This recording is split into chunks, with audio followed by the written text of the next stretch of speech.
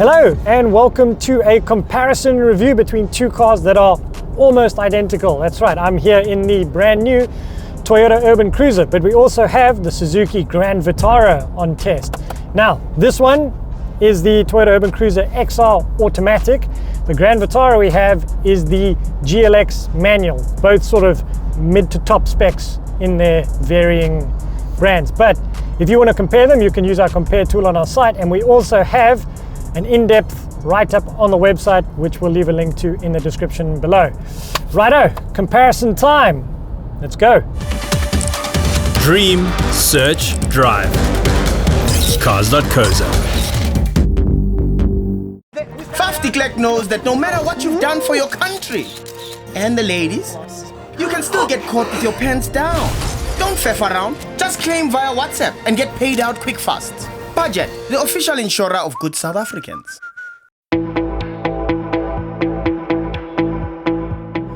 Both cars are brand new for 2023. The previous generation only started on sale 2 years ago, so to have a new model is extremely rare this early on in the life cycle, but it is all new, still built in India. But the first thing you notice between both cars is that it's a massive leap in quality between the previous generation and this generation. Just here in the Urban Cruiser, the whole car feels a little more solid, a little bit bigger, and the build quality is certainly improved. Also, they've upgraded the tech in the cars, so you now have a really nice screen in all the cars. The Urban Cruiser only goes up to a 7-inch display here in the center, whereas the Suzuki Grand Vitara will have a 9-inch on certain higher spec models. You don't get dual zone climate control, but single zone climate control is still a nice to have. Just one USB port in this car. Both cars have Apple CarPlay and Android Auto, but obviously it looks much better on the bigger screen of the Suzuki. The steering wheel layout's slightly improved as well. You've got buttons here that feel a bit more substantial than they did on the previous one. You've also got your Bluetooth and volume controls up here and your cruise control. Some of the obvious standout features immediately are the Urban Cruiser doesn't have automatic headlights or automatic wipers, which are certainly nice to have, which you do get on the Suzuki GLX. The start button here is intriguing me, as it looks like it's like a bath plug insert from Plumlink or whoever your local plumbing supplier is. That could have been nicer, if we're honest. Under the bonnet, both cars have the exact same engine. It's a 77 kilowatt, 138 Newton meter, 4-cylinder 1.5. Non-turbo, so expect it to lose about 15% of power if you buy it at altitude in, say, Joburg or Pretoria. For now, the engine does the job. It's quite revvy, as you'd expect from a naturally aspirated engine, but even with 4 people on, which I had the whole crew in here earlier on a bit of a coffee run, it seems to pull okay. You're not going to break any speed records or acceleration records, but it's capable, especially down here where we're testing it at sea level. This Urban Cruiser has the 4-speed automatic. It's the same 4-speed automatic if you were to choose an auto in the Suzuki, and it's a very old school automatic, if I'm honest. It's not a dual clutch or a fast shifting box, but again, it does the job. If you are in it just for the value for money or just the ease of use, the automatic gearbox is fine. There is some interesting lettering on the gearbox, but don't let that scare you. There is a 2 and an L lettered here. The L locks it in a lower gear and 2 locks it in second gear, so no need to worry about that. There is also an OD button here, that's for overdrive. Now what overdrive does is lowers the RPM the higher you get in speed. So at the moment, the button is actually automatically overdrive on, and you press it to go overdrive off. And what that does is lower the RPM, so you save fuel. And actually it makes quite a big difference in this automatic compared to the manual. You'll drop about 1,000 RPM at 120 kph, and obviously that saves fuel. So if you do a lot of like dual carriage cruising or highway cruising, the automatic is probably going to be the more efficient of the two drivetrains. I would choose the manual if performance is more your cup of tea. But for day-to-day use, not too worried about the drivetrain or how it runs and that sort of stuff, auto's the way to go.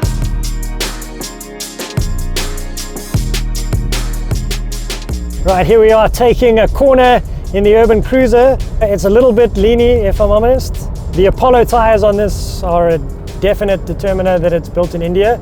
They aren't particularly grippy, they aren't particularly good in the wet, but they are a quite efficient and cheap to run tire. They also last quite long. Your choice if you want to change the tires though. I would, if I had the money, change to a slightly better tire, but at this end of the market, people tend not to corner particularly quickly anyway. That's not something that your average urban cruiser driver really tests in their vehicle.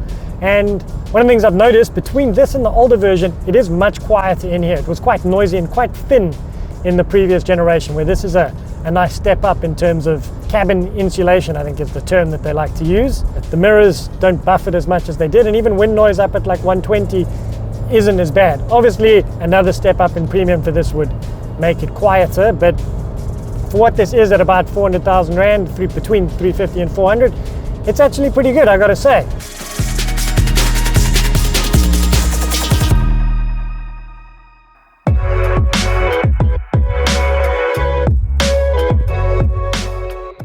Welcome to the fronts of the car. Suzuki, Toyota, your eyes are just as good as mine. You can decide which one you like more. Personally, I quite like the Toyota. I like the thin bladed LED here and the aggressive front end, but I would have preferred a white LED like you get on the Suzuki.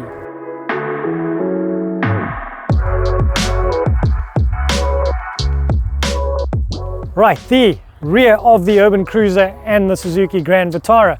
For this generation, they have styled them slightly different, which is a great touch. The Urban Cruiser gets these C-shaped headlamps at the rear, while the Grand Vitara has a blade all the way across, which kind of makes it look quite wide.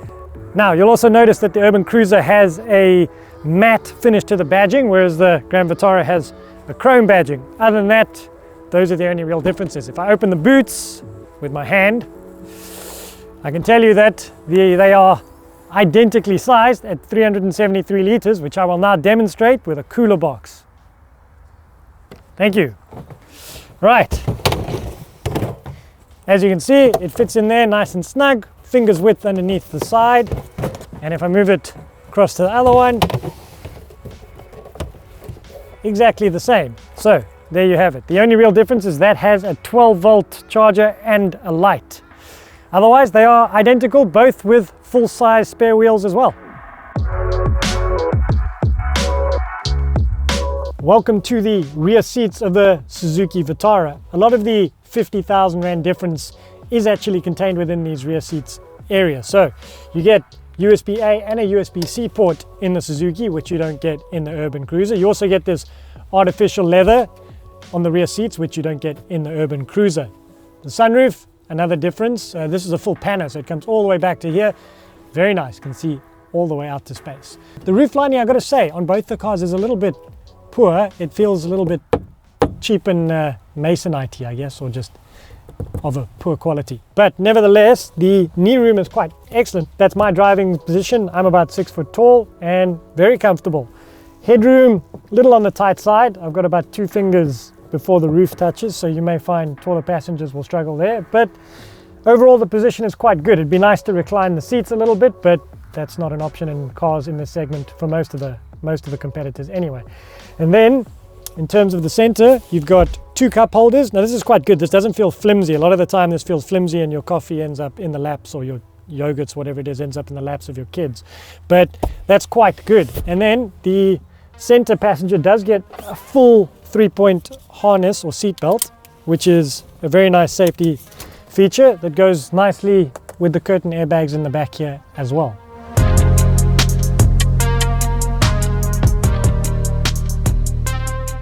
Hello from the Suzuki Grand Vitara GLX, and immediately there's a distinct lift in interior ambience. You've got lovely leather down here, you've got a much updated interface here. The 9-inch screen makes a big difference, and then you've got leather across the dash, a bit of piano black, some silver accents, and the leather steering wheel. All of your touch points just feel a little bit more upmarket, a bit more premium, and for only 50,000 Rand, immediately I can tell the difference.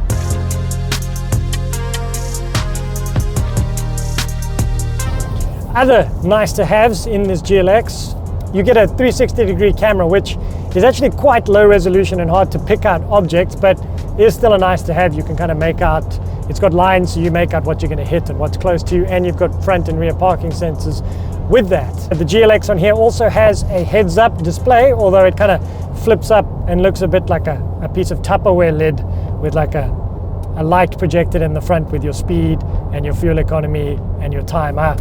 I'd take it or leave it. I don't think that's something that people are going to spring extra money for, but it is available here on the GLX. Then down the bottom here, you've got a wireless charger, or as I like to call them, make your phone much hotter and discharge your battery. But it is nice to have as well. The same, only one USB port and one 12 volt up here as well. The 9-inch screen and the graphics on the Suzuki seem to be a little bit more modern than you get on the Toyota.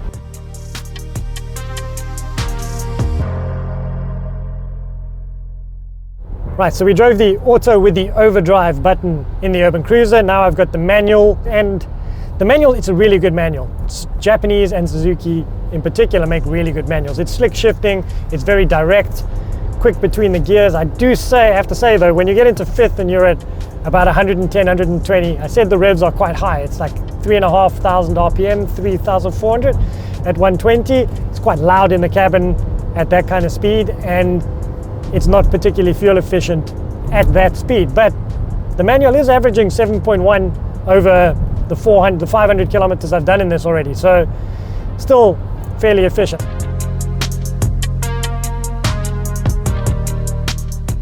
Obviously the Suzuki GLX, 50,000 Rand more than the equivalent manual Urban Cruiser and 30,000 Rand more than the equivalent automatic Urban Cruiser. Obviously you go for an auto in this GLX and it's 50,000 Rand difference, but the 50,000 Rand looks pretty well spent.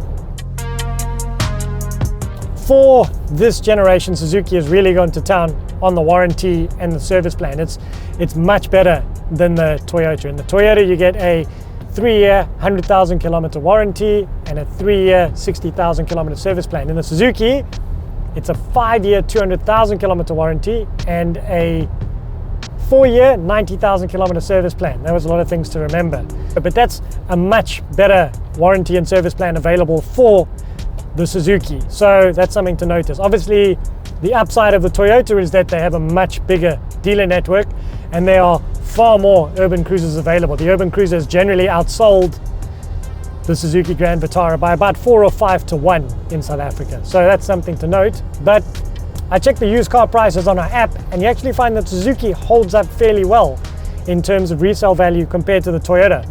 They're all similarly priced, so you're not even losing out on that initial purchase price drop.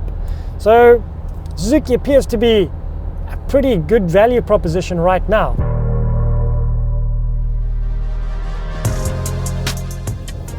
There you have it, Grand Vitara compared to Urban Cruiser. In my opinion, go for the Grand Vitara. I think it's the better buy, but in the end, test drive both of them, see which fits your budget best, and let us know what you choose in the comments below. Thanks so much for watching, and we'll see you in the next review. Cars.co.za. Are you busy trying to decide between 2 cars, 3 cars, 4 cars, 5 cars, 6 cars? We have an excellent compare tool on our site which will help you make sense of all the different pricing and all the different specs. You'll find it on our main site as well as in our app. It's super slick, it's easy to use, it's highly detailed, it's constantly updated with the latest information and pricing, and I can guarantee you it'll make your life a ton easier. Check it out on our website, link in the description below. You deserve insurance that doesn't faff around. Budget, the official insurer of good South Africans.